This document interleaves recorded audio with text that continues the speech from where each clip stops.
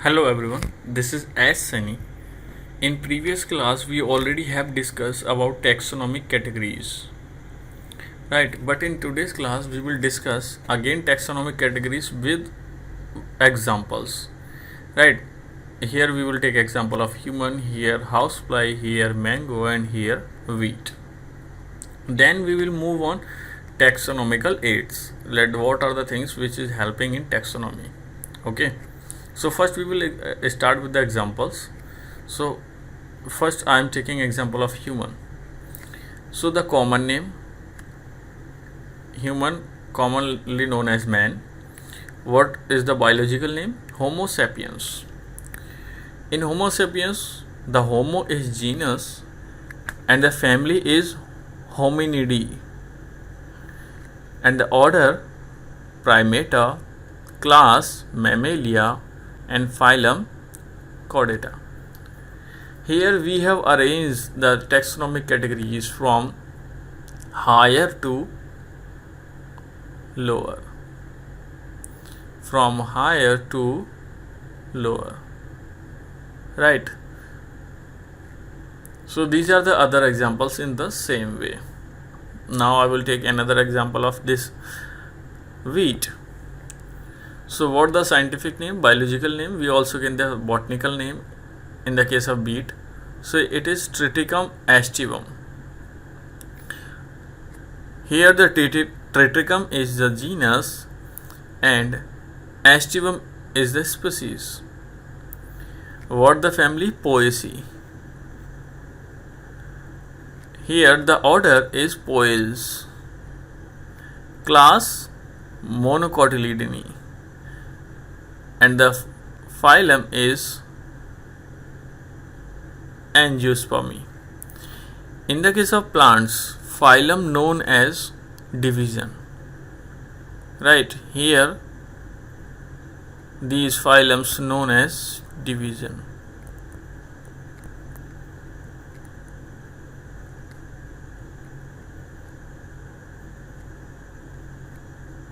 Right. Do you know about the characters of Monocotyledone family? Class, do you know the characters of Monocotyledone? Here this is Monocotyledone and here we are having one more example of Dicotyledone. So the main difference between Monocotyledone and Dicotyledone means difference between monocot plants and dicot plants. Monocot plants, let me erase the all things. Monocot plants always have fibrous roots like this, and dicot plants always have tape roots like this. Suppose like this is the surface. In the case of dicots, suppose like this is the leaf. So in dicots we will get this cross-like structures of veins. But in the case of monocot, what will happen? Suppose like this is the leaf. So veins are parallel to each other. Right. So first difference, second difference, third difference, cotyledon. Monocot seeds have only one cotyledon and dicot seeds have always two cotyledons. Like this. Are you getting these points? So basically these things known as cotyledon.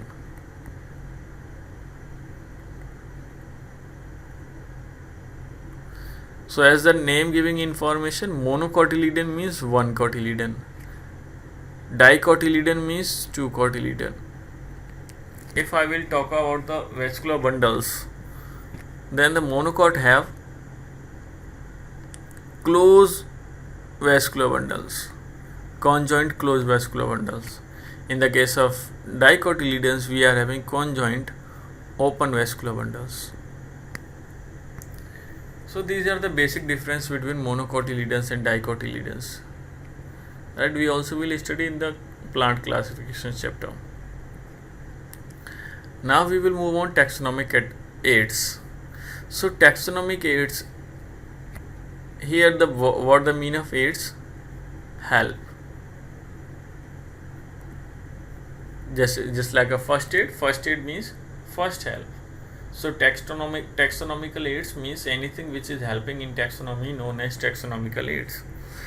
Here we are having many examples: herbarium, botanical gardens, zoological park, museum, keys, flora, manuals, monographs, catalogs. So these are the things which help to classify living organisms, right? So first of all we will start from the herbarium here. So what the mean of herbarium? Actually herbarium is a collection. So it is a storehouse of plant specimens that are dried, pressed and preserved on sheet. Means simply what happen, suppose like this is a sheet and here we will put a plant and first we will press it for some hour, and after pressing we leave that plant for dry. So we can say dried, pressed and then some preservatives also is sprayed on these plants, and finally we will put these plants on a sheet and we will write some description on a sheet, and these sheets known as herbarium sheets like this here. So this is a dried, pressed plant part. We are putting this plant part on a sheet, and here at this corner we are giving information about this plant, like what the name of this plant, what the common name, what are the scientific name, what the class, what the genus. So these all things we will write on this corner, right? So herbarium seeds are labeled with some information about the date, place of collection, and what the local name, botanical names, families, collector names. These all things are written into on the seed at this corner side. That kind of collection of seeds known as the herbarium. Here you can see these are the tables, these are the almirah where we have deposited the herbarium files. So basically these seeds are finally punched into the file, that file known as herbarium file, and we are giving protection to these plants. So what the purpose of this herbarium? The purpose of herbarium is to make a record of all types of plants. No doubt the all plants are died here, but at least we are having a record, so that in future we also can say that we are having that kind of species. But right now we are not having this plant, but in previous days we are having this. So basically in herbarium we are making a record of each plant in a special format. Means we are pressing, we are drying, then spraying the some preservatives, then finally we are putting that page into the file, that file known as herbarium file, right? So this is the importance of herbarium. Next, botanical gardens. So most of students already have visited some botanical gardens. So actually botanical gardens are well organized, where we are getting lot of types of plant with their description also. Means what the name of family, what the plant name, common name, what the scientific name, class, order, genus, everything is written onto these plants, right? So these are the specialized garden having collection of living plants. In the case of herbarium we are having collection of dead plants, okay, and in herbarium also most of time we are not having whole plant, we are having only some plant parts. But in the botanical garden all the plants are live, we can actually observe them in their normal situation. So here it is these are the specialized garden having collection of living plants for reference and identification. Suppose like if you got any plant, then you don't know what the family, what the genus, what should be the class. So you can take that plant and walk to the botanical gardens. At that place you can match that plant with the other plants and you can compare the character, so that you can get the right place for that plant, that where you should give them, right? Each plant is labeled in a botanical garden. Each plant is labeled with its botanical name and family. Means each and every plant having the name, botanical name and the name of family for which family this plant is belong to. Here are some examples of some famous botanical gardens. Royal Botanical Garden in England, Indian Botanical Garden at West Bengal, and here another research institute, National Botanical Research Institute in Lucknow. In this research institute we are having also a botanical garden, and which we are using for our research purpose. Okay, so this is also a diagram of National Botanical Research Institute in Lucknow, right? NBRI, National Botanical Research Institute. Where it is located? In Lucknow, right? Next, Biological Museum. So Biological Museum is a collection of preserved plants and animals for the study purpose and the references. Most of time you have seen this museum into your school. So in a school in Almira or at a corner side, we are having this kind of containers. In these containers we are having different types of plants. Those are preserved in formalin, a liquid in formalin. Formalin actually protect these plants and animals to decay. No doubt all the plants and animals are died already into the biological museum, but we are keeping them in a preserved liquid so that for a long time we can observe them. A student can actually get the real scenario.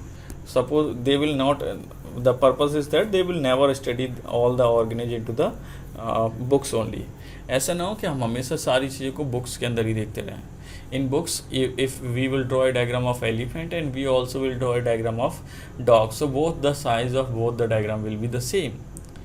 So if everything we will look into the books, then we will not get a proper idea. That's why in schools we require these biological museums.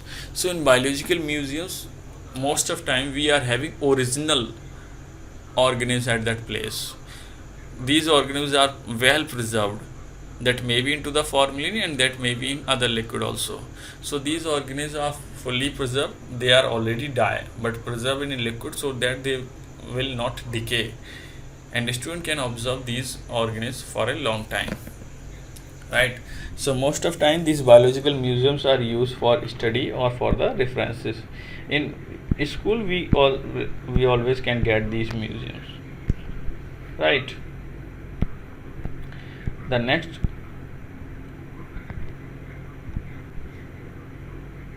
what are the things which we are having in botany in our biological museums? The specimen preserved in some solutions, in container or in jar, right? Jar are always like this. I already have told you on previous slide like this. Here and on a glass plate we always put some animals. Suppose like this is earthworm, right? In this jar we are having liquid. So most of time we are using 4% formalin solution. In this formalin nothing will destroy. These things will be remain as it is, means their cells will not decay, body will not decompose, right? In these biological museums you also will get the dried specimen.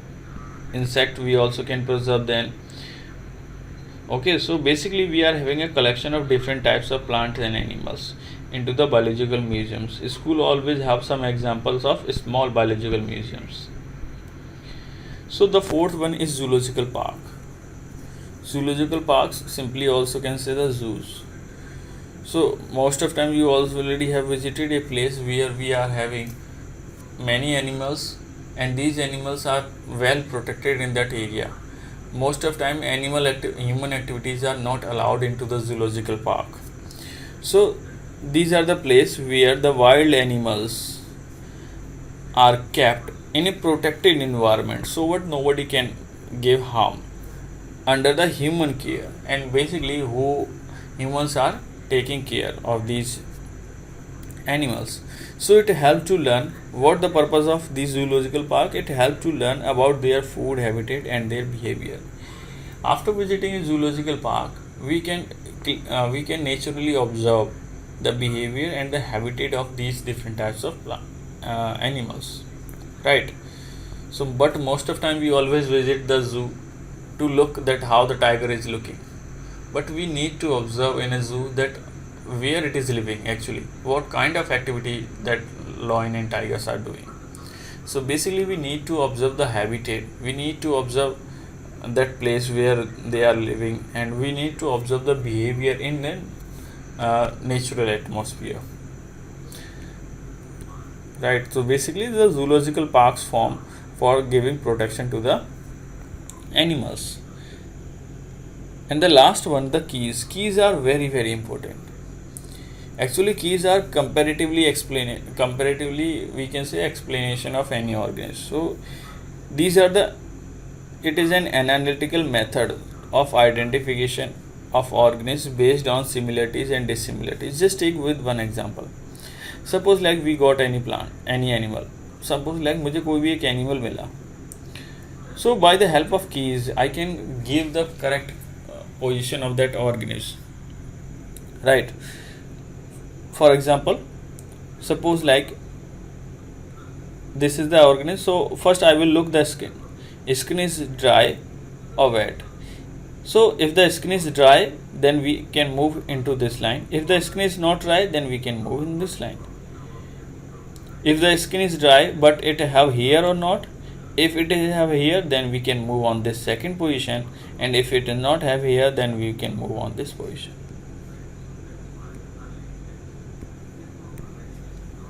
right? So no, if suppose like it is having the hair, suppose like if it is having the hair, then what will be the two, there will be the two option, that opposable thumb, then if it is, then move here, if it is not, then can be put. So basically the keys are the comparatively character. Here we are contrast character, where we are having two opposite options. If the something is available, then move with the yes, if not, then no. So it is based on the contrasting characters, generally in a pair, known as couplets. So these contrasting characters known as couplets. Each couplet has two opposite options. Definitely, as we can see here, just like a dry skin, this is a couplet, and this couplet having two options. The dry organisms have dry skin, or organisms have no dry skin. So each couplet have two options. Of these only the relevant option is accepted. So you can accept any one which is matching with your organism. So each statement in the key is called as lead, right? So these are the leads. So each statement in the keys are the leads. Okay. So here we have completed our chapter number first. I think now you are clear with the all things. See you into the chapter number second. Take care.